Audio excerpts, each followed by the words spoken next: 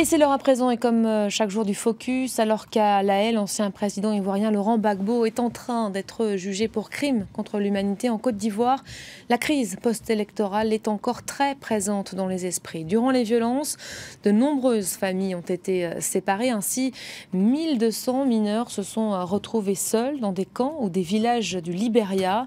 Près de 5 ans plus tard, certains viennent de regagner leur village. Nous avons suivi Sylvester, 10 ans, sa sœur, Makado, 8 ans, sur la route du retour dans leur pays. Le reportage est signé de nos correspondants Anna Sylvestre Trainer, Arnaud Froger et Katerina Vitozzi. Beyouba, au nord du Libéria. Le petit village n'est qu'à quelques kilomètres de la frontière ivoirienne. C'est ici que Sylvester et sa sœur Makado ont trouvé refuge en janvier 2011, après avoir fui la crise post-électorale en Côte d'Ivoire. 5 ans plus tard, les deux enfants s'apprêtent à prendre la route du retour. Oh, Sylvester. Sylvester, comment vas-tu? Bien? Makado, comment ça va? Pour eux, c'est le début d'une nouvelle vie. Cela fait des années qu'ils sont séparés de leur mère. Là-bas, les choses ont un peu changé, mais ils sont au courant. On les a préparés pour qu'ils puissent s'adapter à la vie de l'autre côté de la frontière. Au plus fort des violences en Côte d'Ivoire, leur mère les a confiés à une de ses connaissances. Puis de déplacement en déplacement, leur trace s'est perdue. Les enfants, seuls et réfugiés, ont été pris en charge dans ce village. C'est le CICR, le Comité international de la Croix-Rouge, qui a retrouvé leur famille et qui va les ramener dans leur village d'origine. Les enfants du village ne vont jamais les oublier. Ils ne vont jamais les oublier. Vous avez vu comme ils sont tous venus leur dire au revoir. Vous ne pouvez pas comprendre notre dialecte. Mais certains sont très tristes parce que leurs amis partent aujourd'hui.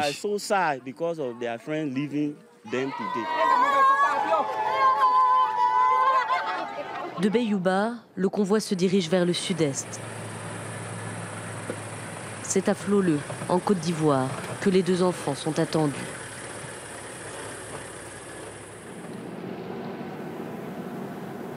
L'Ouest ivoirien a été particulièrement meurtri pendant la crise. En 2011, 200 000 personnes se sont réfugiées au Libéria. Aujourd'hui encore, des attaques armées sporadiques se déroulent dans la région. De nombreuses familles sont séparées. En route, un homme a arrêté le convoi. Une famille nous arrêtait pour demander des informations de sa famille, de sa fille. Ils n'ont pas de nouvelles de sa fille qui a traversé en Côte d'Ivoire depuis très longtemps. Pour tenter de réunir parents et enfants, la Croix-Rouge internationale mène un travail de fourmi. Des posters viennent aussi recouvrir les murs des lieux publics. Tous les enfants seuls ont été photographiés, comme Sylvester et Makado. Ces enfants vulnérables ont souvent été témoins de violences, parfois forcés à travailler ou abusés. Vêtements neufs, nouvelle coupe de cheveux, une transition est nécessaire pour ces enfants déracinés. Beaucoup ont suivi des événements assez forts, assez traumatisants. Et quand ils arrivent à Libéria, c'est toujours un peu difficile de rentrer, de se sentir en famille. Donc la période là, ce qu'on fait maintenant, c'est de les préparer, de se sentir bien et beau. Pour Sylvester et Makado, il est l'heure désormais de traverser la frontière. La Côte d'Ivoire n'est plus qu'à quelques mètres de l'autre côté du pont. Cela faisait 1 an et demi qu'à cause de l'épidémie d'Ebola, le passage était interdit. Avec l'amélioration de la situation, il est exceptionnellement autorisé pour permettre le rapatriement des réfugiés. Encore quelques pistes, enfin, les derniers kilomètres. Les deux enfants sont de retour, ils redécouvrent leur mère, dont ils n'avaient aucun souvenir. Je suis contente même. Je suis vraiment contente même pour voir l'enfant là même. Pendant toutes ces années sans mes enfants, j'étais tellement dans le chagrin. Je les ai cherchés pendant des années. Aujourd'hui, je suis tellement content que je danse. Je vais continuer à danser. Après la crise post-électorale de 2010-2011, 1200 enfants ivoiriens seuls ont été recensés. Presque tous ont maintenant retrouvé leur famille, mais il reste encore plus de 35 000 réfugiés au Libéria.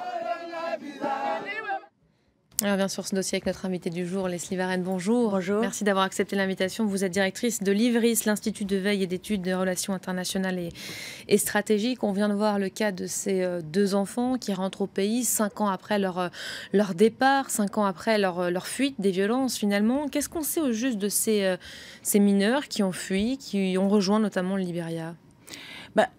Ces enfants, ce qu'on appelle ces mineurs isolés, je salue au passage le travail de rétablissement des liens familiaux du CICR parce que c'est vraiment important ce qu'ils font. On sait qu'il reste encore des enfants qui n'ont pas retrouvé leur famille.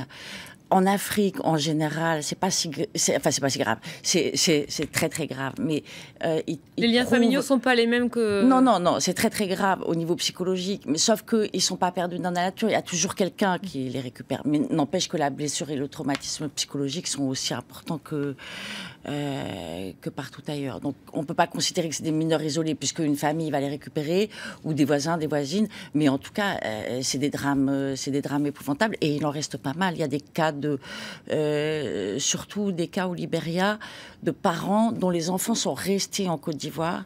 Ils savent qu'ils sont en Côte d'Ivoire, mais ils ne peuvent pas les revoir. Donc, il y a encore des cas comme ça qui sont très douloureux. Qu'est-ce qu'on sait de leurs conditions de vie une fois qu'ils ont quitté le pays ? 5 années, c'est long 5 années, c'est long.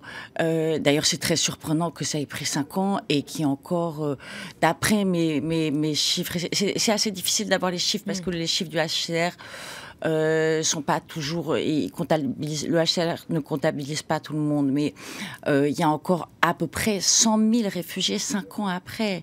Il y en a au Libéria, il y en a au Ghana, il y en a au Togo.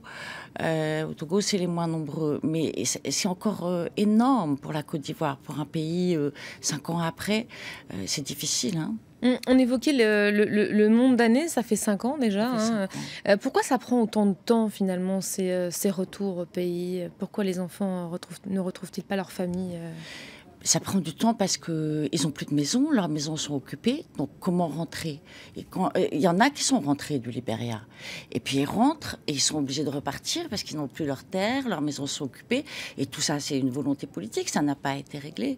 Moi j'étais assez surprise parce que j'ai suivi toute la campagne électorale de Côte d'Ivoire, et alors que ça, quand vous avez 100 000 réfugiés, plus les exilés, etc., hors du pays, c'est pas un bon signe pour un pays. Et j'ai suivi la campagne et j'ai été étonnée. C'était pas un débat. C'est comme si ces réfugiés étaient oubliés aujourd'hui. Et le jour où il y a eu les élections, ces gens-là se sont dit j'en reprends pour 5 ans. C'est grave. Et ça n'a pas été un débat. Personne n'a porté ce débat sur la place publique en Côte d'Ivoire. Et je trouve que c'est vraiment dommage.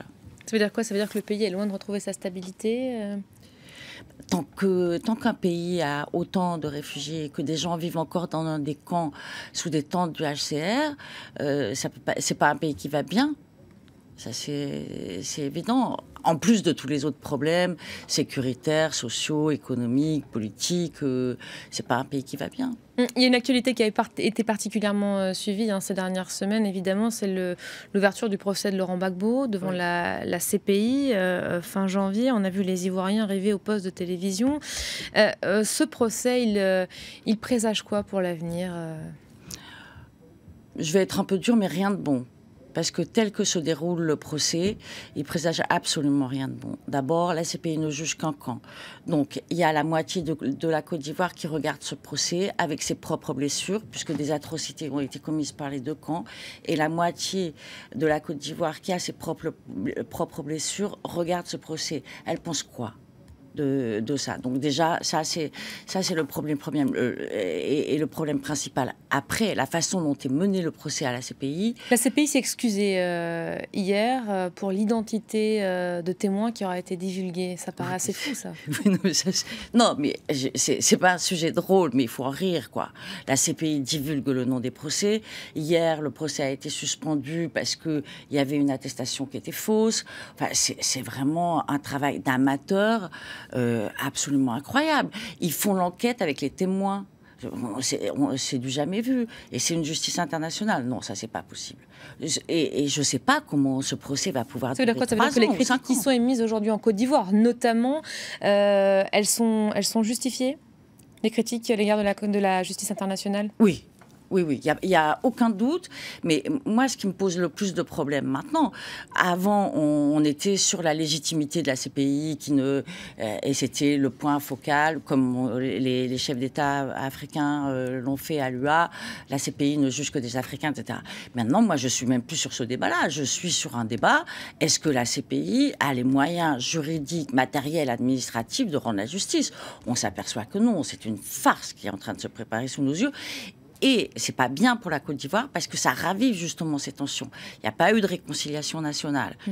Il y a un climat social et politique difficile. Et le procès vient raviver ces tensions. On va supporter ça pendant 3 ans ou 5 ans. Ça me paraît difficile.